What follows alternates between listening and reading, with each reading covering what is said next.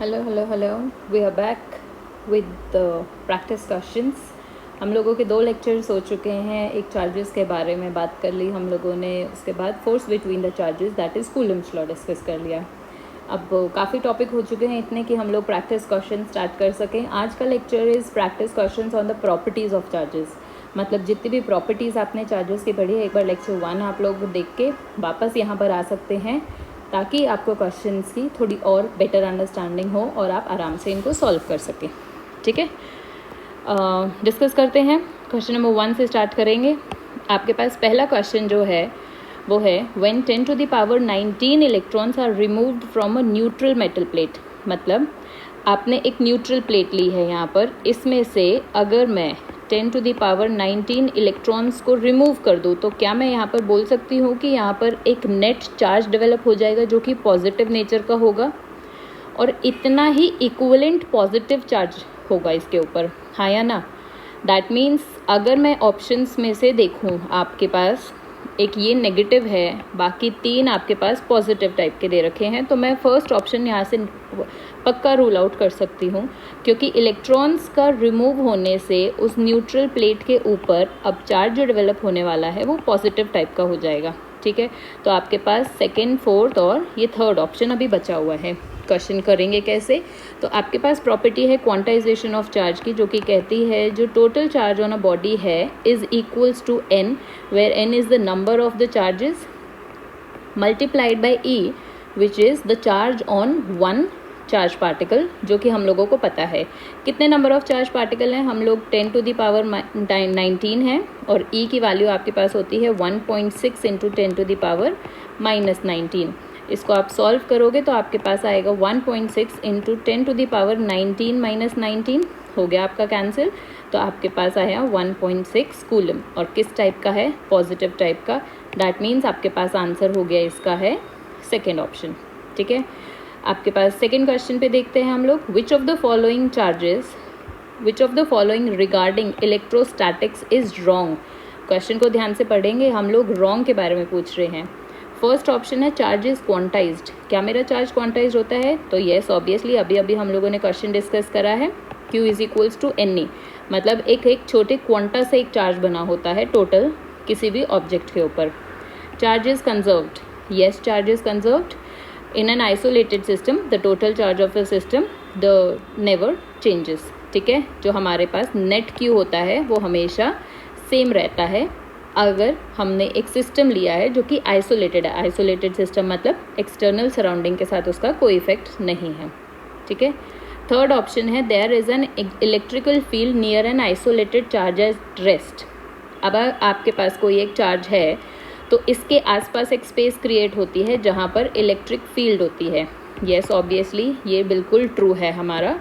तो 1, 2 और third statement तो हमारी सही थी, कोई गलत नहीं है। एक बार लास्ट देख लेते हैं। A stationary charge produces both electrical and magnetic field। हमें आंसर मिल चुका है। Fourth is our statement which is wrong. Wrong कैसे है? तो स्टेशनरी चार्ज सिर्फ और सिर्फ इलेक्ट्रिकल फील्ड प्रोड्यूस करता है, मैग्नेटिक फील्ड नहीं प्रोड्यूस करता है। मैग्नेटिक फील्ड कब प्रोड्यूस होती है? जब हमारा चार्जेस जो होते हैं वो मूव करने स्टार्ट कर जाते हैं। आप मूव कैसे भी कर सकते हो, कांस्टेंट वेलोसिटी से भी और वेरिएबल वेलोसिटी मतलब एक्सेलरेशन से भी। एवरीवेयर मैग्नेटिक फील्ड तो प्रोड्यूस होने वाली है। ठीक है, जब चार्ज मूव करेगा। स्टेशनरी चार्जेस सिर्फ और सिर्फ इलेक्ट्रिकल फील्ड प्रोड्यूस करते हैं। Option fourth is the correct answer of the following question. Third question क्या कह रहा है आपका? एक चार्ज पार्टिकल है जिसका मास m है और चार्ज है Q0 when it is at rest. That means कोई भी एक चार्ज पार्टिकल लिया, उसका मास m और उसके ऊपर जो चार्ज है वो Q0 है। अभी ये जो है ऑब्जेक्ट वो रेस्ट पे है। When the particle moves with the speed v, the charge on the particle becomes। क्या मेरा चार्ज रिलेटिविस्टिकली वेरिएंट है या इनवेरिएंट क्वांटिटी है? मतलब कि अगर कोई एक ऑब्जेक्ट जिसके ऊपर चार्ज Q है वो मूव करने लग जाती है तो क्या इसके ऊपर की जो चार्ज की वैल्यू है वो चेंज होती है? तो हम लोगों ने पढ़ा था कि charge is a property that is relativistically invariant.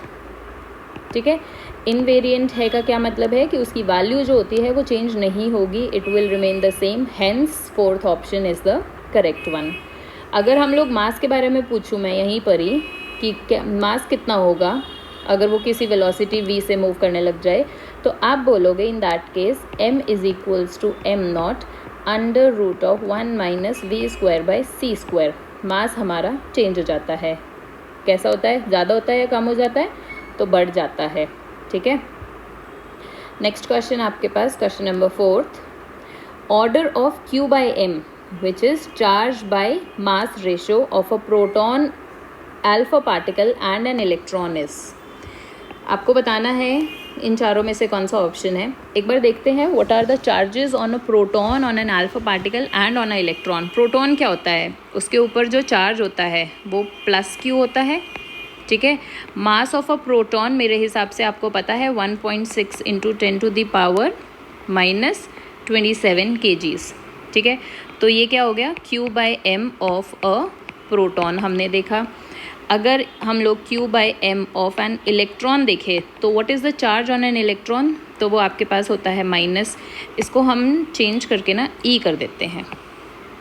ठीक है, e minus e divided by what is the mass of one electron, 9.1 into 10 to the power minus 31 kgs। Right, ये रेशोज़, क्या इन दोनों में से आप डिसाइड कर सकते हो कि which one q by m ratio किसका ज़्यादा है। इसका देखो मास कितना कम है। ठीक है, डिनोमिनेटर अगर छोटी क्वांटिटी हो जाती है तो ओवरऑल फ्रैक्शनल वैल्यू मेरी ज़्यादा हो जाती है। दैट मीन्स इतना तो समझ में आ गया कि इलेक्ट्रॉन वाला जो है वो प्रोटॉन से तो ज़्यादा होगा। तो इन ऑप्शंस में से देखो, यहाँ पर ये है, फर्स्ट ऑप्शन हो सकता है, सेकेंड ऑप्शन हमारा नहीं होगा, थर्ड ऑप्शन भी हो सकता है और फोर्थ ऑप्शन भी नहीं होगा। That means we have to choose between second and third. अब मेन प्रॉब्लम आपके पास यहाँ पर है to evaluate the charge per unit mass of an alpha particle. सबसे पहली बात, एक अल्फा पार्टिकल को पता करते हैं कि होती क्या चीज़ है। तो अगर आपने बोला है अल्फा पार्टिकल, तो अल्फा पार्टिकल स्कैटरिंग एक्सपेरिमेंट आपने पढ़ा होगा, उसके अंदर आप पढ़ते हो हीलियम 2+ एटम जो होता है उसी को अल्फा पार्टिकल बोला जाता है। अब हीलियम 2+ एटम क्या हुआ, तो हीलियम का एटॉमिक नंबर 2 होता है और मास नंबर 4 होता है, ऐसे ही रिप्रेजेंट करते हैं। दैट मीन्स इसके पास 2 इलेक्ट्रॉन, 2 प्रोटॉन और 2 न्यूट्रॉन्स हैं। राइट, इससे इसके ऊपर +2 का पॉजिटिव चार्ज है। दैट मीन्स इससे 2 इलेक्ट्रॉन्स ले लिए हैं, आपके पास बचा क्या, 2 प्रोटॉन्स और 2 न्यूट्रॉन्स। क्या मैं कह सकती हूँ कि अल्फा पार्टिकल और कुछ नहीं, सिर्फ और सिर्फ हीलियम न्यूक्लियस ही है। बचा क्या, इलेक्ट्रॉन्स तो 2 बेचारे के पास जितने भी थे वो हमने ले लिए, तो उसके पास 2 प्रोटॉन्स और 2 न्यूट्रॉन्स ही तो बचे ना। और जो ये दोनों आपको मिल के बचे हैं वो बचा क्या है, हीलियम न्यूक्लियस। अब मास कितना हुआ आपका, चार्ज तो इसका आपको समझ में आ गया, 2 टाइम्स ऑफ E हो गया है। ठीक है, क्योंकि 2 प्रोटॉन्स हैं इसके पास, तो 2 टाइम्स ऑफ E मैंने लिख दिया। व्हाट इज़ द मास, तो मास क्या आपको पता है कि प्रोटॉन्स और न्यूट्रॉन्स का ऑलमोस्ट मास जो होता है वो सेम होता है। ठीक है, उनका प्रोटॉन्स का होता है 1.63 into 10 to the power minus 27 kgs, और जो न्यूट्रॉन्स का होता है वो थोड़ा सा ज़्यादा होता है, I think 1.64 into 10 to the power minus 27 kgs। They are approximately the same. तो 2 प्रोटॉन्स 2 न्यूट्रॉन्स, तो क्या यहाँ पर मैं 4 times of 1.6 into 10 to the power minus 27 लिख दूँ। क्या यहाँ पर से ये आ जाएगा 1/2 of E upon 1.6 into 10 to the power minus 27। मतलब कि अब सिर्फ और सिर्फ प्रोटॉन का और अल्फ़ा पार्टिकल वाला कंपेयर करो, ये जितना है अल्फ़ा पार्टिकल उसका आधा है। समझ में आया, that means q by m ratio of a proton is greater than q by m ratio of an alpha particle. यहाँ पर से हमारे पास ऑप्शन 1 आ जाता है। ठीक है, मैंने शायद उस टाइम पे गलत बोल दिया कि we have to choose between second and third. Second नहीं है, we have to choose between first and third. Out of these 2 आपके पास ऑप्शन 1 करेक्ट हो गया। 5th क्वेश्चन देखते हैं। एक पॉलीथीन पीस है rubbed with a wool is found to have a negative charge of 3 into 10 to the power minus 7 coulomb. ठीक है, आपने जब रबिंग करी है तो ट्रांसफ़र हुआ है चार्जेस का, पॉलीथीन के ऊपर नेगेटिव चार्ज आया है तो वूल के ऊपर उतना ही इक्विवेलेंट पॉजिटिव चार्ज आ जाएगा। Transfer of mass from wool to polythene कितना है? तो सबसे पहले तो आपको यही पता करना पड़ेगा कि आपके कितने इलेक्ट्रॉन्स ट्रांसफ़र हुए हैं, राइट? तो क्वांटाइजेशन से Q is equals to NE से चार्ज डेवलप हुआ मेरा 3 × 10⁻⁻7 का, एंड n की वैल्यू 1.6 × 10⁻⁻19 ये आपके पास रहेगा। यहाँ से मैंने n की वैल्यू निकाली एज 3 × 10⁻⁻7 डिवाइडेड बाय 1.6 × 10⁻⁻19। इसको हम लोग अभी ऐसे ही रहने देते हैं। Why solve? अब ट्रांसफ़र ऑफ मास पता करना है कि कितना मास ट्रांसफ़र हुआ है। तो क्या मैं बोल सकती हूँ कि इतने नंबर ऑफ इलेक्ट्रॉन्स ट्रांसफ़र हुए हैं? अगर एक इलेक्ट्रॉन का मास मुझे पता है इज़ 9.1 × 10⁻⁻31, उसको मैं मल्टीप्लाई कर दूँ n से, तो आपके पास जो टोटल मास ट्रांसफर्ड है वो आ जाएगा। कितना आएगा? 3 × 10⁻⁻7 डिवाइडेड बाय 1.6 × 10⁻⁻19, 9.1 × 10⁻⁻31। इसको आप सॉल्व करोगे, आपके पास आंसर आ जाएगा, जो भी आएगा kgs में। एक बार लास्ट क्वेश्चन देखते हैं इस पेज का। Sure check for the presence of electrical charge. Sure check मतलब पक्का पक्का कंफर्म कैसे बता सकते हो आप, बिना कोई भी ऑब्वियस सी बात है डिटेक्ट करे हुए कि इलेक्ट्रिकल चार्ज है या नहीं है। प्रोसेस ऑफ इंडक्शन नहीं बता सकते, पूरा श्योर होके नहीं बता सकते, ठीक है। रिपल्शन बिटवीन बॉडीज़ बता सकते हैं, दो बॉडीज़ अगर आपस में रिपेल करेंगी तो हम लोग बोल सकते हैं कि उसके ऊपर चार्ज है। अट्रैक्शन बिटवीन बॉडीज़ हम लोग अट्रैक्शन से नहीं बता सकते, क्यों? क्योंकि दो मासेस भी एक दूसरे को अट्रैक्ट करते हैं।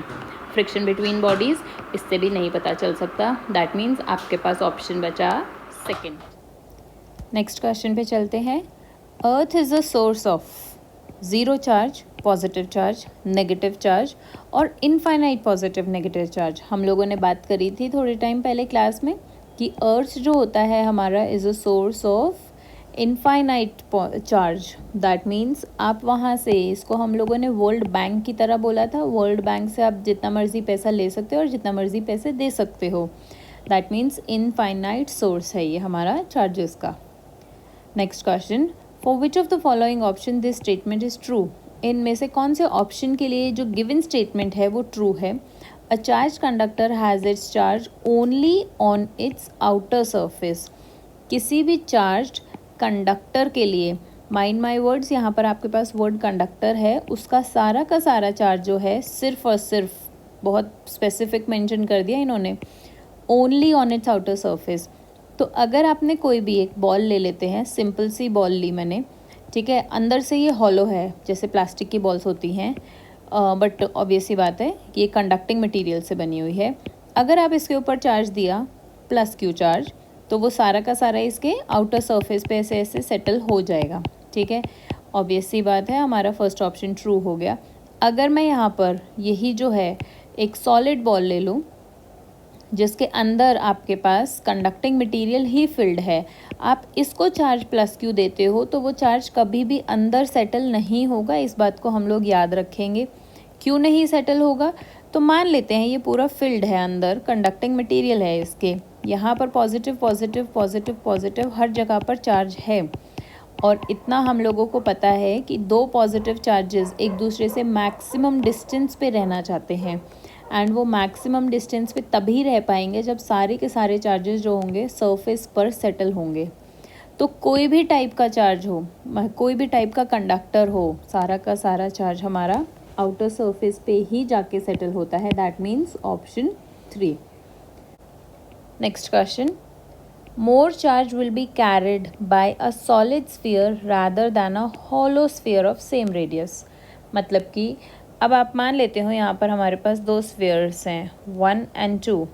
आउट ऑफ दीज 2 हमारे पास एक स्फीयर जो है वो हॉलो है, ये वाला हमारा हॉलो स्फीयर हो गया, और ये हमारा सॉलिड स्फीयर हो गया, ठीक है। दोनों का रेडियस जो है r है, और इतना हम लोगों को पता है since both of them are let us say conductors, conducting material से ही बने हैं, तो इन दोनों के ऊपर जो चार्ज आने वाला है वैसे भी वो सारा का सारा सरफेस पे सेटल होगा। तो it does not matter whether it is a solid sphere or a hollow sphere, the charge has to settle on the surface. अगर Q is the maximum charge जो इसके ऊपर सेटल कर सकते हैं हम लोग. अब आप ये मत बोलना कि मैम Q से ज़्यादा क्यों नहीं कर सकते, क्योंकि एक पॉइंट के बाद जो होता है बेटा, कभी भी किसी भी ऑब्जेक्ट को आप चार्ज करते रहते हो या एक्स्ट्रा चार्ज देते रहते हो ना, उसकी एक सैचुरेशन आ जाती है एंड उसके बाद वो चार्ज और होल्ड नहीं कर पाता. चार्ज होल्ड नहीं करेगा तो कोरोना डिस्चार्ज नाम का एक फिनोमेना आपको दिखता है, ठीक है, जिसमें हल्की सी थोड़ी बहुत यहाँ स्पार्कलिंग भी होती है. बट दैट इज़ समथिंग जो हम लोग कैपेसिटेंस पढ़ेंगे ना तब थोड़ा बहुत डिस्कस करेंगे, वो भी वहाँ पर डिटेल में नहीं है. बट चार्ज Q जो हो गया हमारे पास एक लिमिट लग गई है, और यहाँ पर इसके हॉलो होने से या इसके सॉलिड होने से हमारे को कोई फ़र्क नहीं पड़ेगा. तो हमारी जो ये स्टेटमेंट हो गई वो गलत हो गई. ऐसा नहीं है कि ज़्यादा चार्ज सॉलिड स्फीयर पे कलेक्ट होगा और हॉलो स्फीयर पे कम कलेक्ट होगा. अगर दोनों का रेडियस सेम है तो the charge collected will be absolutely same, right. Moving forward, find the number of electrons to make a charge of 1 coulomb. Very easy peasy. हम लोगों के पास सीधा सीधा क्वांटाइजेशन ऑफ चार्ज आता है, Q equals N into E.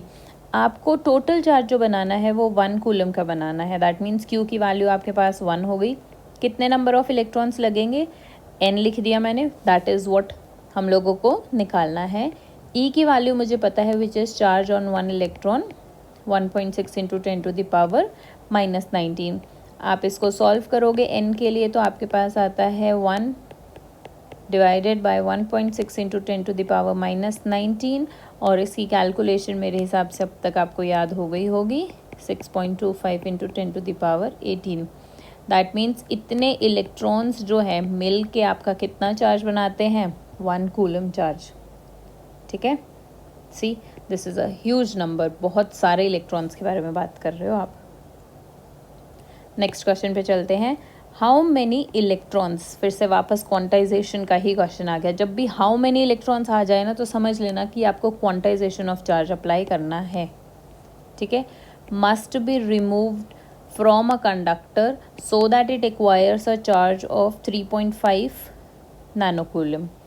अब सबसे पहली बात है ये नैनोकूलम क्या हुआ हमारा, तो the charge that is obtained by the object जितना हुआ है, सिंस इलेक्ट्रॉन्स निकाले हैं तो क्या हम समझ पा रहे हैं कि ये पॉजिटिव 3.5 है, 3.5 नैनोकूलम.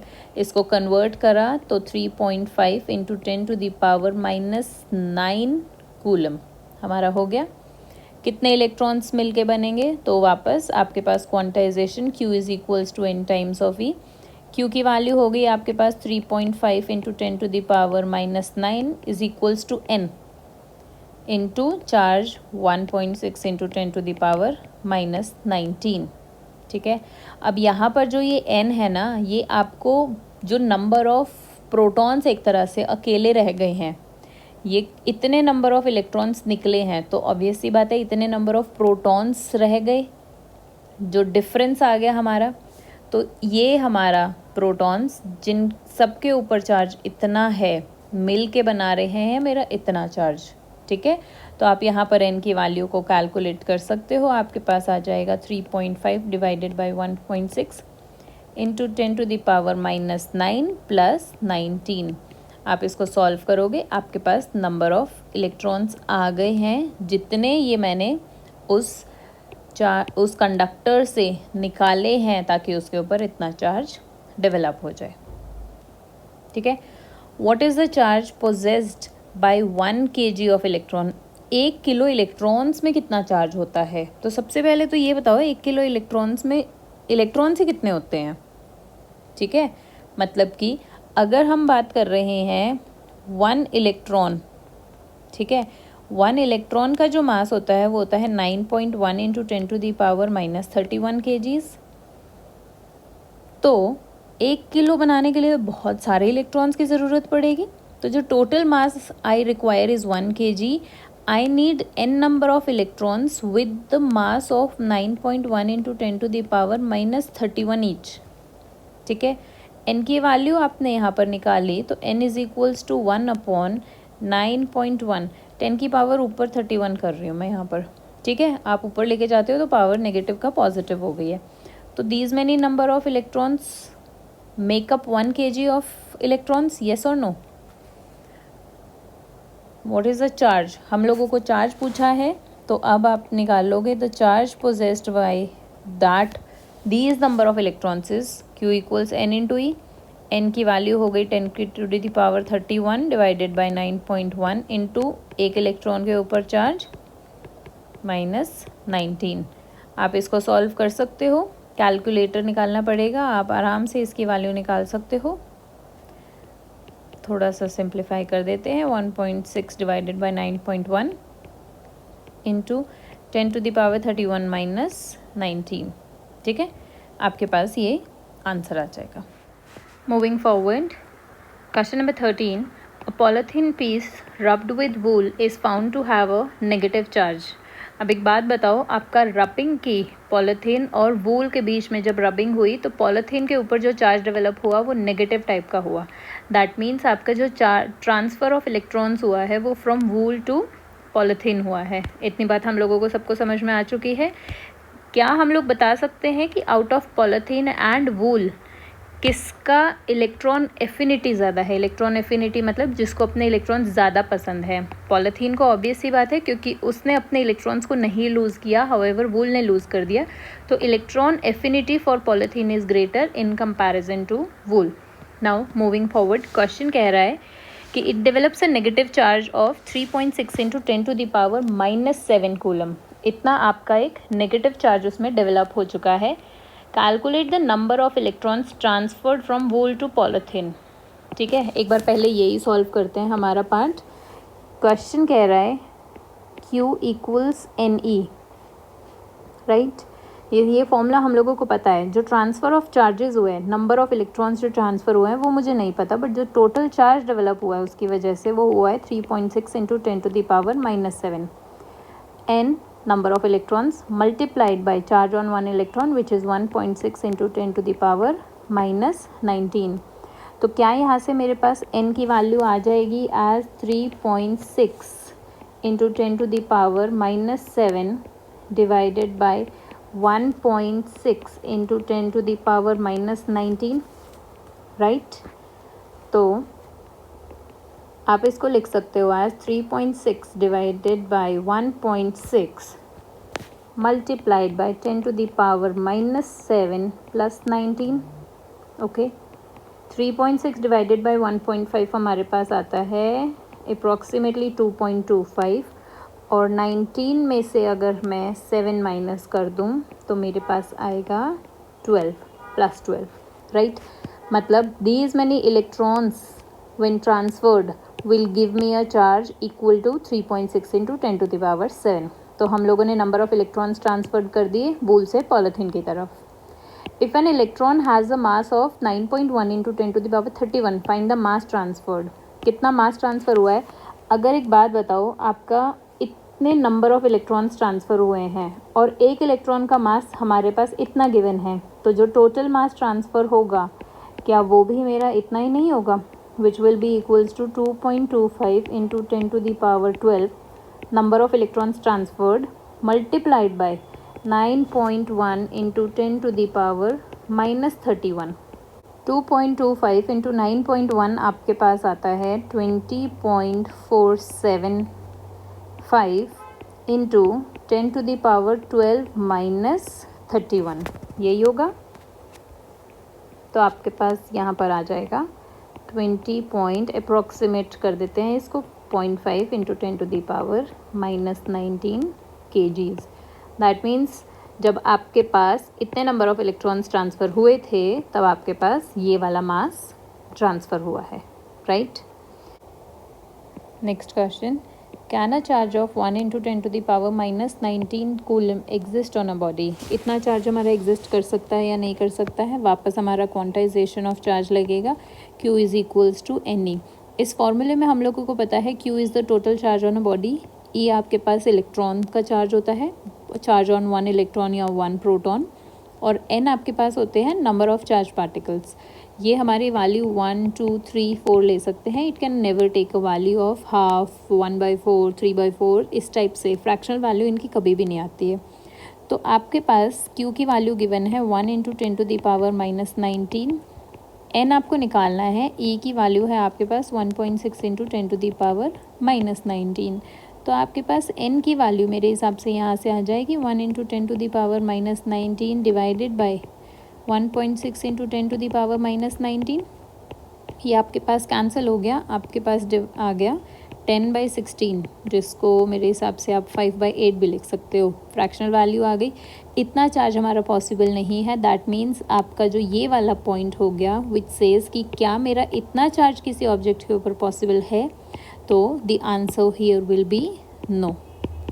राइट. नेक्स्ट क्वेश्चन इसी टाइप से है. -1.6 microcoulomb charge can be generated on a body by. क्या हमारा इतना चार्ज जनरेट कर सकते हैं, और कर सकते हैं तो कैसे, एक बार देखते हैं. आपके पास Q = NE है. Q की वैल्यू आपको गिवन है एज 1.6 इंटू माइक्रो को आप कूलम्स में कन्वर्ट करोगे तो 10⁻⁻6 is equals to N times of 1.6 into 10⁻⁻19. Right. इसको जैसे ही मैं सॉल्व करूँगी N की वैल्यू के लिए, तो ये आपके पास आ जाएगा -6 डिवाइडेड बाय 1.6 इंटू 10⁻⁻19. ये आपके पास कैंसिल हो गया. 10⁻⁻6 प्लस 19, दैट मीन्स आपके पास आया 10⁻13. राइट. इतने नंबर ऑफ इलेक्ट्रॉन्स जब किसी बॉडी से बाहर नहीं अंदर आएंगे, तब उसके ऊपर इतना चार्ज जो है -1.6 माइक्रोकूलम का डेवलप होगा. That means I require 10⁻13 electrons to get into the body so that the body can generate a negative 1.6 microcoulomb charge. ठीक है. नेगेटिव चार्ज चाहिए अगर इस न्यूट्रल बॉडी के ऊपर, तो इलेक्ट्रॉन्स को लेना पड़ेगा. और कितने इलेक्ट्रॉन्स को लेगा वो? इतने इलेक्ट्रॉन्स को, ताकि ये वाला चार्ज डेवलप हो सके. परफेक्ट. नेक्स्ट क्वेश्चन है आपके पास. Why can we ignore quantization of electrical charge when dealing with macroscopic that is large scale charges. जब आप बहुत ज़्यादा बड़े चार्जेस के साथ डील करते हो तो उसमें आप क्वांटाइजेशन जैसी प्रॉपर्टी को क्यों इग्नोर कर सकते हो? व्हाई?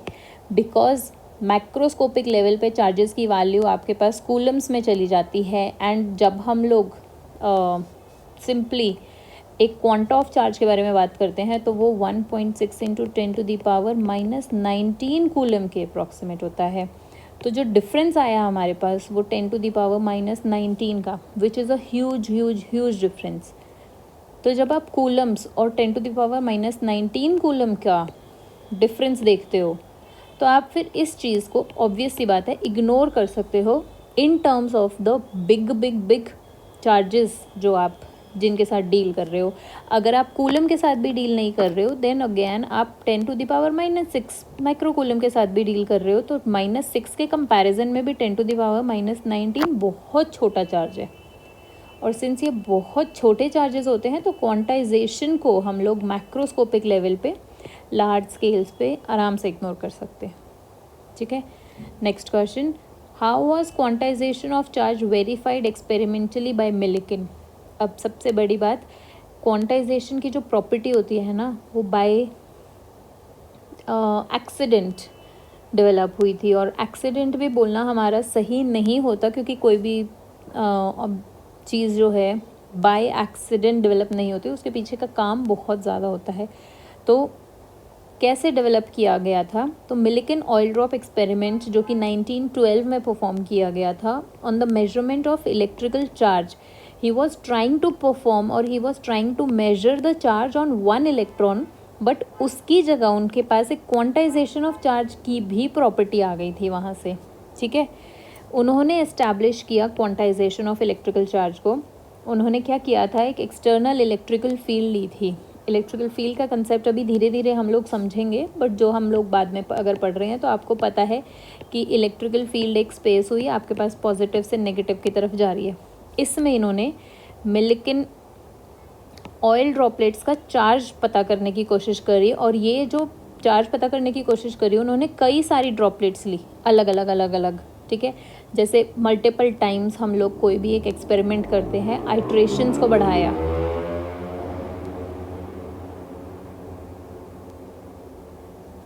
जैसे मल्टीपल टाइम हम लोग कोई भी एक्सपेरिमेंट्स करते हैं, उन्होंने आइट्रेशंस को बढ़ाया, बार बार कोई एक ड्रॉपलेट जो है उन्होंने ड्रॉप करवाई in an external electrical field, और वहाँ से इलेक्ट्रिकल चार्ज की वैल्यू निकालने की कोशिश करी। जब वो अलग अलग ड्रॉप्स के साथ वो कर रहे थे ना, तो उनको पता चला कि जितना भी चार्ज मेरे पास आ रहा है वो किसी एक बेस क्वांटिटी का हमेशा इंटीग्रल नंबर से मल्टीपल हो रहा है। मतलब 1 टाइम्स ऑफ कुछ नंबर, 2 टाइम्स ऑफ कुछ नंबर, 3 टाइम्स ऑफ कुछ नंबर, और जो ये आपके पास नंबर आया था, जो बेस वैल्यू आई मेरी, वो और कुछ नहीं, वो ही 1 क्वांटा ऑफ चार्ज है, जो कि आपके पास 1.6 इंटू 10⁻⁻19 कूलम्स है। नेक्स्ट क्वेश्चन, आपके पास टू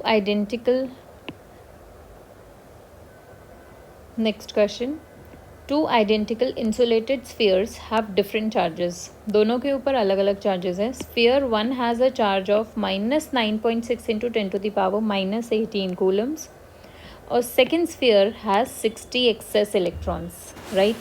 आपको देखा जाए तो पूरा का पूरा दोनों के ऊपर चार्जेस दे दिए हैं, बट थोड़ा घुमा के। पहले के ऊपर बोला है Q1 is equals to -9.6 into 10⁻⁻18 coulomb, और जो दूसरा चार्ज आपको दिया गया है उसके पास 60 एक्सेस इलेक्ट्रॉन्स हैं। यही एक्सेस इलेक्ट्रॉन्स इसके ऊपर चार्ज कंट्रीब्यूट करेंगे, तो कितना हो जाएगा, Q2 is equals to n times of E। n की वैल्यू है आपके पास 60 इंटू चार्ज 1.6 इंटू 10⁻⁻19, तो 1.6 इंटू 60 आपके पास 96 इंटू 10⁻⁻19। चार्ज किस टाइप का है, ये नेगेटिव टाइप का है। कोशिश करते हैं कि ये 10⁻18 का है, तो इसको भी 10⁻18 में ही लेकर आएँ। तो मैंने किया इसको 10 से डिवाइड और 10 से मल्टीप्लाई। मेरे हिसाब से इसमें कोई दिक्कत नहीं होनी चाहिए, ठीक है। किसी को कोई प्रॉब्लम है, मैं 10 से मल्टीप्लाई और डिवाइड कर रही हूँ। अब यहाँ पर ये हो गया 9.6 और यहाँ पर ये हो गया 10⁻⁻18, ठीक है। मतलब कि आपने इन दोनों को एक साथ सॉल्व करा और इन दोनों को एक साथ, तो आपके पास ये आ गया। और चार्ज किस टाइप का हो गया, नेगेटिव टाइप का। इन दोनों को जब मैं कांटेक्ट में लेकर आती हूँ, एक बात बताओ, इनके ऊपर चार्ज जो हो गया बराबर नहीं है ना। तो आप इन दोनों को कांटेक्ट में लेकर आते हो, Q1 Q2 इस टाइप से आपने प्लेस कर दिए हैं, तो उस टाइम पे सिस्टम का पूरा चार्ज कितना है, तो I can say it is equals to 2 times of 9.6 into 10⁻⁻18, right. इतना चार्ज हो गया। और आप सेपरेट करोगे तो आइडेंटिकल स्फीयर्स हैं, तो चार्ज वापस हमारा हाफ हाफ डिस्ट्रीब्यूट हो जाएगा, जैसे कि वो पहले था आपका उतना ही चार्ज हो जाएगा। मूविंग फॉरवर्ड, नेक्स्ट क्वेश्चन है आपके पास, if a system having 4 charge particles, जिनके ऊपर चार्जेस हैं +Q, -2Q, +Q and -5Q, the total charge on the system would be. Simple mathematics करनी है आपको, तो +Q, -2Q, +Q और -5Q, ठीक है। ऐड करो, तो पहले प्लस वाले कर देते हैं, +2Q -7Q, कितना हो गया, -5Q। This is the total charge. याद हो अगर फॉर्मूला, तो आपके पास आता है I इज़ इक्वल्स टू 1 से लेकर N QI, जो net charge on any particular system. Simple scalar addition होती है और कुछ भी नहीं। नेक्स्ट क्वेश्चन अच्छा है आपके पास, if a body contain X number of electrons and Y number of protons, then the magnitude of charge on the body will be, ठीक है। एक बात बताओ, आपके पास किसी भी ऑब्जेक्ट के अंदर X और Y, X क्या है, इलेक्ट्रॉन्स का नंबर, और Y है प्रोटॉन्स का नंबर, अगर ये आपके पास बराबर होता है तो आप बोलोगे the object, the total charge on that object is 0।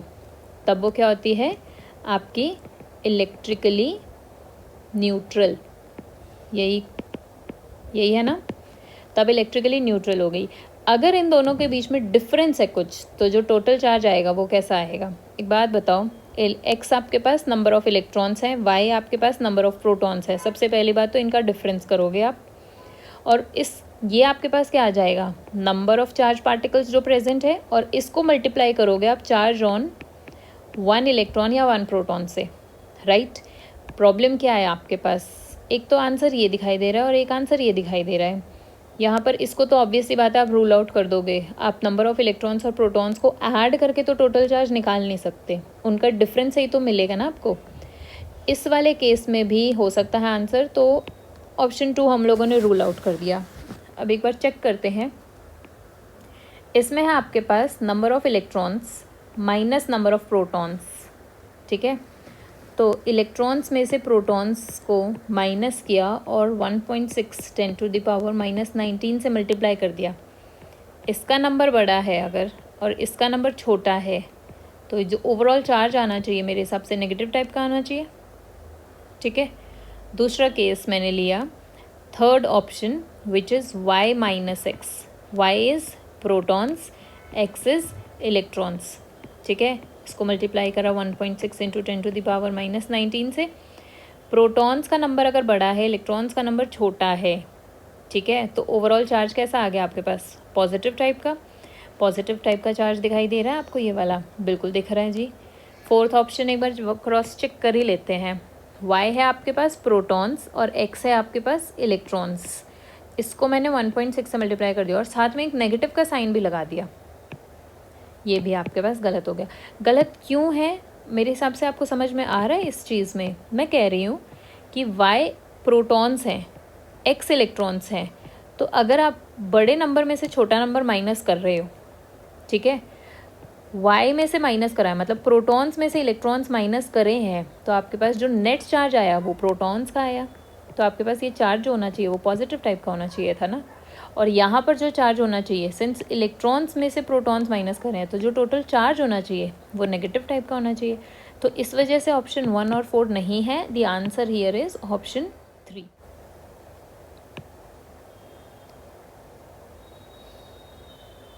Next question आपका, if 10⁻⁹ electrons move out of a body to another body every second, her second में एक बॉडी से दूसरी बॉडी में इतने इलेक्ट्रॉन्स बाहर निकल रहे हैं, ठीक है। How much time is required to get a total charge of 1 coulomb on the other body. दूसरी बॉडी के ऊपर 1 कूलम चार्ज कितनी देर में डेवलप होगा, राइट। सिंपल सा क्वेश्चन है, एनसीईआरटी का सॉल्व्ड एग्जाम्पल है, एक बार देखते हैं। सॉल्व मैंने करके दिखा दिया है, आपको पहले लिख के दे दिया है ताकि आपको लिखने का तरीका आ जाए। सबसे पहली चीज़, इतने नंबर ऑफ इलेक्ट्रॉन्स बाहर निकले हैं हर सेकंड में, तो क्या मैं यहाँ से निकाल सकती हूँ कि मेरा कितना चार्ज बाहर निकला है हर सेकंड में। तो electrons moving out in 1 second is 10⁻⁹। तो जितना चार्ज बाहर निकला है हर सेकेंड में will be equals to 10⁻⁹ electrons multiplied by the charge on 1 electron, ठीक है। ये हर सेकेंड में निकली है, इस वजह से मैंने इसको डिवाइडेड बाय सेकेंड भी कर दिया, because this is charge by 1 second, right. अब time to get 1 coulomb charge, तो 1 कूलम चाहिए, और जो रेट है जिस पे मुझे ये मिल रहे हैं is 10⁻⁹ multiplied by 1.6 × 10⁻⁻19 coulomb per second, right. इसको सॉल्व किया अगर हम लोगों ने, तो आपके पास सिंपल वैल्यू आती है 6.25 × 10⁻⁹ सेकेंड्स।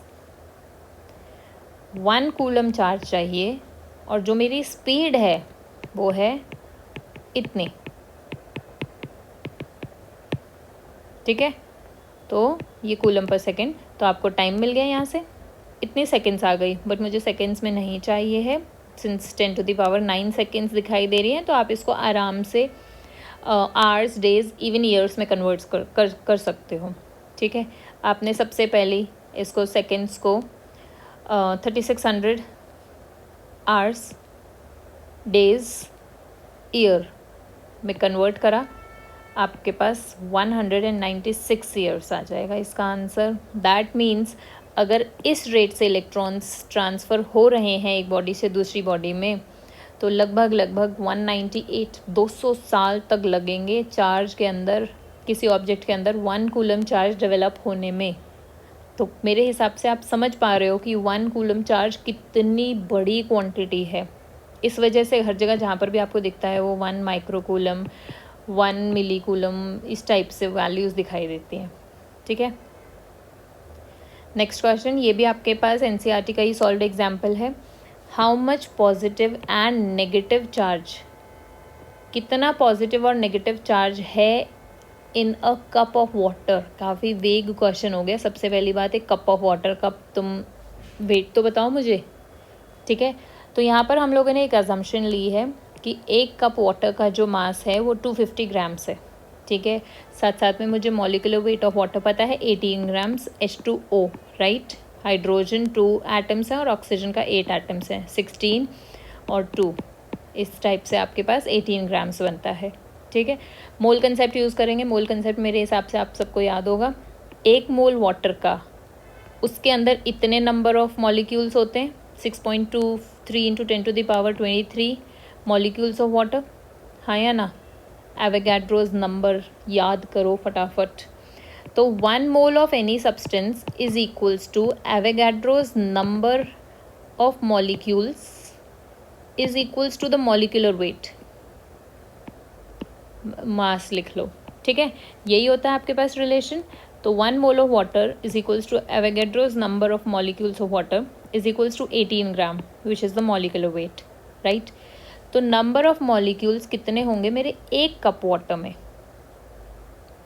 विल बी 250, क्योंकि मेरे पास 250 मास है उसका, डिवाइडेड बाय 18 इंटू 6.23 इंटू 10⁻23, हाँ या ना। आपने ये रिलेशन स्ट्रेट अवे यूज़ किया है, number of molecules in 1 cup of water. तो 1 molecule of water is made up of 2 hydrogen atoms and 1 oxygen atom, right? That means 10 electrons और 10 protons होंगे। ऑक्सीजन अगर आपको याद हो तो एटॉमिक नंबर 8 होता है और हाइड्रोजन का एटॉमिक नंबर 1 होता है, राइट। तो इसके अंदर 8 इलेक्ट्रॉन्स हो गए, इसके अंदर 1, और सिंस 2 हाइड्रोजन के एटम्स हैं तो 2, तो टोटल 10 इलेक्ट्रॉन्स हो गए और इनके पास 10 प्रोटॉन्स हो गए।